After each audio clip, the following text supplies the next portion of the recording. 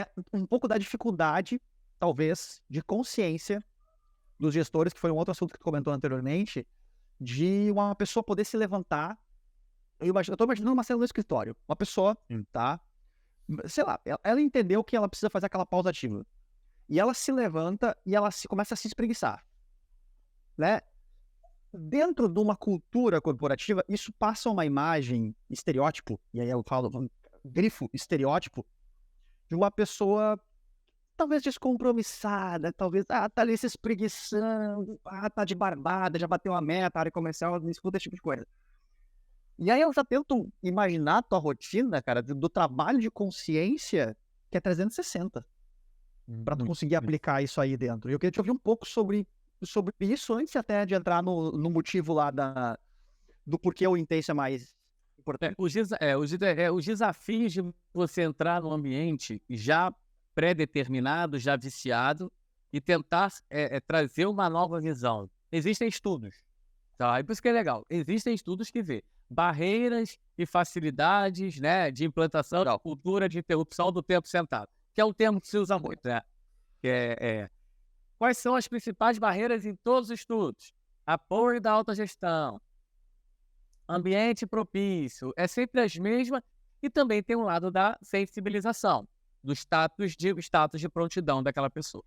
Então, assim, eu tento onde que eu, sendo bem pragmático para você, o meu desafio, ele para muitos seria impossível da pessoa conseguir, porque eu tenho resistência das áreas que você menos acredita. Eu tenho um alto apoio do CEO e baixíssimo apoio do RH. Entendeu? Não que eles não apoiem a causa, tá? Não estou criticando o RH. Porque o CEO já está num patamar, ele está lá em cima da prateleira e ele acha o máximo, e eu sou muito cartesiano, então eles compram a ideia, eles sabem que isso vai gerar mudança. Mas ele não está no dia a dia. Porém, o RH, que é quem está no dia a dia de cuidar das pessoas, ele está exausto. Ele está sob alta demanda. E mais além, ele está no mesmo estilo de padrão de movimento do resto da equipe. Eu tenho estudos com RH, eles são quem mais fica sentado, eles são quem passa mais tempo sob demanda mental, e esse segmento é quem mais tem problema de fadiga, de estresse. E aí você vê o estudo que saiu a reportagem da semana passada, que saiu em revistas abertas, e que colocou que entre as profissões onde tem maior índice de burnout, o primeiro é o RH. Pela necessidade, pela demanda. Então, onde é que está o meu desafio? Mudar a cultura, literalmente de dentro para fora. De quem leva o programa para quem aplica o programa. Então, outro segundo ponto, os líderes.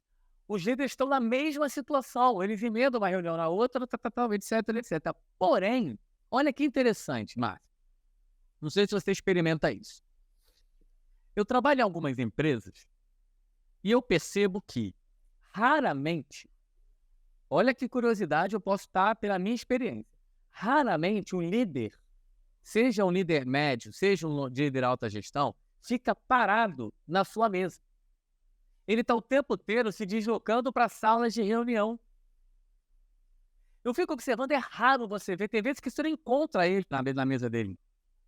Ele é um ponto. Oi? Ficou um pouco ruim? Ele é um ponto que passa lá de vez em quando. Exato. Mas o colaborador dele fica direto. Fica o tempo inteiro sentado ali. Então ele não entende que a pausa ativa é necessária, porque ele não percebe. Para ele não faz diferença, porque ele está o tempo inteiro rodando. Seja de elevador, ele está o tempo inteiro fora da baia, ele está em uma construção de vários padrões de pensamento, o que a gente chama de comportamento sedentário ativo. Ou seja, ele está o tempo inteiro mudando, pensando e etc. Então, ele realmente ele entra em fadiga por excesso, por escolhas. Mas o colaborador dele está sentado sobre o computador, no mouse, fazendo aquele trabalho repetitivo.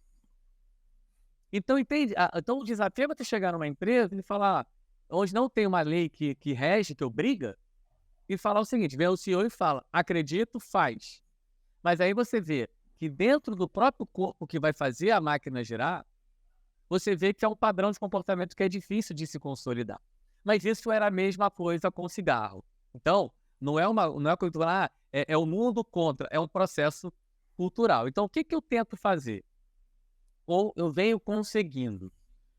Trabalhar sua sensibilização não funciona. Ele funciona somente a parte de entendi, faz sentido, Uhum. tal. Eu sensibilizo e mapeio. Ou seja, eu tento provar para ele em que o padrão dele pode estar causando algum tipo de fator de adoecimento e tento promover uma mudança junto. É chegar para o Márcio e falar com o Márcio. Ó, você respondeu aqui, você fica mais de 10 horas por dia sentado, você não está se exercitando, você não pratica pausas ativas e você já apresenta. Ó, olha como depois do almoço a sonolência aumenta. Olha como sua energia e vigor no final do dia começa a cair. Olha quando você chega no final do seu dia tão cansado a ponto de, às vezes, nem levar o Miguel, seu filho, o Miguel para passear. Miguel. Olha como você leva mais de meia hora, 40 minutos para dormir porque tua cabeça está muito agitada. Tudo isso se comprova relação com o tempo sentado e alta demanda mental. E aí eu monto uma rotina para ele, com ele, dentro deste processo. Não é montar uma série de exercícios. É montar de acordo com a característica. O que eu tenho entendido? O que eu tenho visto? Uma viabilidade na mudança muito alta. Segunda experiência, aí é um processo em que você vai trabalhando do individual para o coletivo. Mas não é em todos os casos que isso é possível. Sim. Outra situação, você vai do coletivo para o individual. Como a empresa tem um gestor de movimento dentro da companhia fazendo esse processo durante o dia. Então, eu chego numa empresa, 8 da manhã, e eu rodo a empresa inteira, todos os setores que assim é permitida a penetração, e eu brinco, toco o terror, brinco. E pergunto, quem tá com dor, quem não tá com dor, quem tá com sono, e eles vão convergindo comigo. E no decorrer do dia, eu vou fazendo isso o dia inteiro. Então, na verdade, as empresas investem em mim para ser parte integrante do trabalho, que eu chamo de lead worker. Eu estou no meio do caminho, aí chega uma hora que ele sente dor, e aí ele fala, Daniel, você tá para a empresa? Pô, sentindo, não sei. Então, eu estou o tempo inteiro rodando e gerindo o comportamento sedentário dele, para ele levantar.